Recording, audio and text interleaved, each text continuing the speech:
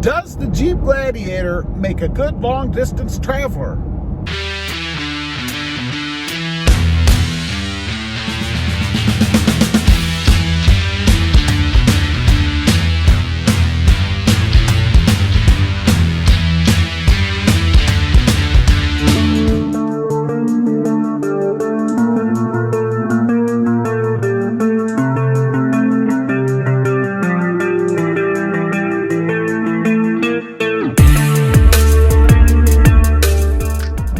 Good morning, everybody. How are you today? Pretty good here. So does the Jeep Gladiator make for a good long-distance traveler?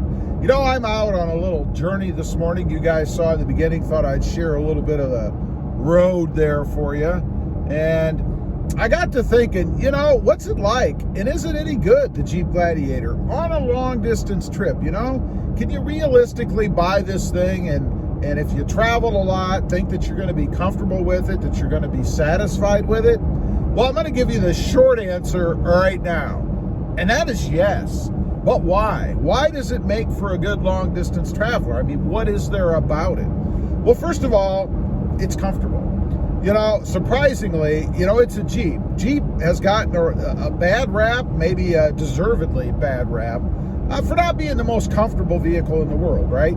I mean, and that probably goes back to the old two-door, you know, the old style or the original Jeep, let's say. It was kind of confining inside. The door openings were tight. Getting in and out was not the most pleasant thing in the world. And if you sat in the back seat, you had to be an acrobat. I mean, the front seat's folded forward a little bit, but you kind of have to squeeze through that little tiny opening to get in, right? Of course, you don't have that problem with the Jeep Gladiator. I mean, it's a four-door, right? It's got plenty of room in the back. Not for anybody who's probably, you know, 6'9", but if you're an average height, average size person, it's pretty darn comfortable back there. But driving in the front, because let's face it, that's what we're going to focus on, because as the driver and the driver's passenger, that's what's really most important, isn't it? Probably not if you have little kids and they're not comfortable back there, but that's what we're going to focus on. So it is comfortable. Line of sight, that's always important to me, particularly if I'm on a long distance trip and I'm going to be passing people on the freeway or even side roads. You know, we went to Colorado last year and we had to drive a lot of side roads where, of course, we got behind people that really weren't in as big of a hurry as we were, right? So I went around a lot of people, and you need to be able to see, man. There's nothing worse than turning around and staring at a panel that's blocking your vision. You know, every time you do it, you gotta lean way out and maybe even have to roll your window down, stick your head out a little bit, depending on how bad it is.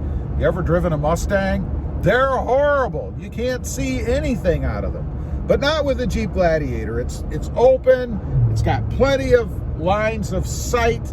Nothing is really blocking you. You know, you're going to have the usual things, a little pillar right here beside you, maybe the pillar in the back, maybe the seat, but it's normal stuff. Nothing that's going to be aggravating or cause you not to be able to see easily when you really need to. And I know it may seem like a minor thing, but when you're on a long distance trip and you're continually passing people, you notice these things. It matters. What about fuel economy? You know, if you're going on a long distance trip, you're going to spend a lot on gas, probably, maybe. The Jeep Gladiator, I will tell you, around town, and I'm talking about speed limits or traveling speeds of probably anywhere from, 50, 55 miles an hour on down to 35, consistently, probably about 50-50 there for me. I'm getting about 15.2 miles per gallon. So it's definitely not a hypermiler for city driving. Now, on the long distance trip that we took, I was averaging somewhere in the mid to mid-low 20s. Not bad for a truck. I mean, it is a truck after all, right? I thought that was pretty good. I think the most I hit was probably about 26 miles per gallon, if I recall. Not bad in a truck. So you're not going to spend a fortune. Obviously, you're not going to be as low as what you'd be at if you were, you know, driving some subcompact, hypermiling, super economy car. But not too bad for a truck. The room inside, I mentioned a little bit before. plenty of room in here. I gotta say, when I compare this to the Tacoma, it definitely feels less confining. Now, that might be because it has a bit of a higher roof height, if you will, so it opens it up here. And it also feels just more spacious in the cab, across the cab, you know? Doesn't feel quite as tight. Probably some of that has to do with the door opening and the A-pillar arrangement, all that good stuff too. But it just feels less claustrophobic, I guess, especially if you're really sensitive to that kind of thing. The technology in it, it's awesome. It has everything that you want. There are jacks all over the place to charge your phone or plug your phone in. It has Apple CarPlay, Apple Android, no issues with connectivity or anything like that. I do happen to have the 8.4-inch screen in mine now, and I highly recommend that. When I originally bought this, I had the smaller screen. I think it was the 7 or 7.4, something like that. And you might think that, well, gee, that's only an inch different. But I gotta tell you, it makes a big difference.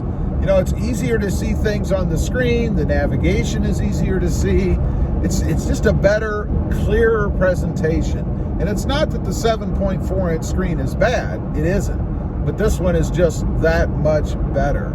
Another thing I'm going to mention, because this comes up every once in a while, especially if you live in a warmer climate like I do, and that is the air conditioning. How good is it? Is it strong enough? I hear a lot of people complain about air conditioning and it never gets cold enough and it's just not strong. Never had that problem in the Gladiator. You know, we left from South Texas where it was, I think it was in the mid-90s, and drove for quite a while. If you've ever driven from South to North Texas, which is basically what we did, you know it is a big state. I think it was about 9.5 hours or something like that to go from South Texas to get out of Texas in the north. So we spent a lot of time in the heat, had the air conditioning on the whole time. And I gotta say, very pleasant, very comfortable. Never did I feel like it wasn't getting cool enough or maybe it needed a little bit more. Now, one thing I will mention, speaking of temperature inside the Gladiator, I do have the Sunrider soft top on mine. And it is canvas and it is black. And being black, of course, it absorbs all those sun rays.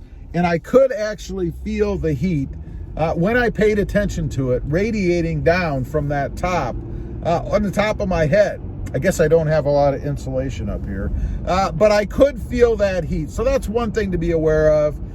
You're probably going to feel a little bit of heat coming down from the top, but I got to say, until I really paid attention to it, I really didn't notice too much. So that wasn't a big deal. And again, the air was enough to kind of counteract that, so I wasn't sitting in here smoking hot from the top of my head or something. The last thing I'll mention is the windows.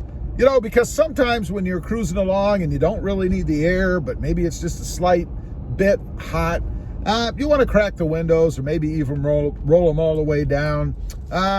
You do get a fair amount of wind inside. I made a video recently kind of showing what the wind is like inside the cab of the Jeep Gladiator. And I gotta say, it is pretty windy and it is pretty loud. I mean, let's face it, the Jeep is kind of like just a big rectangle on wheels, right? So you are going to get a decent amount of sound if you roll the windows down while you're traveling at highway speeds, in addition to wind.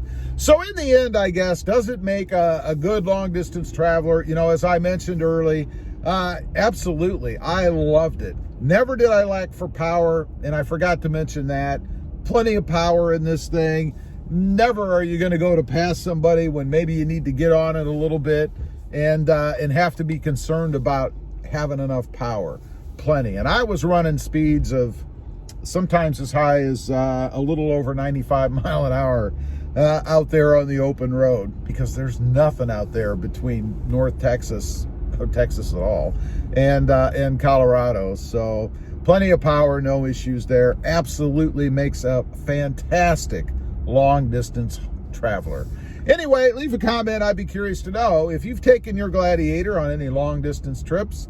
How was it for you?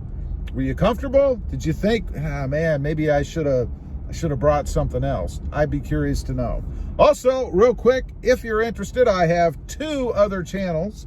The first is Rob Motive, all about my 2020 Toyota Tacoma.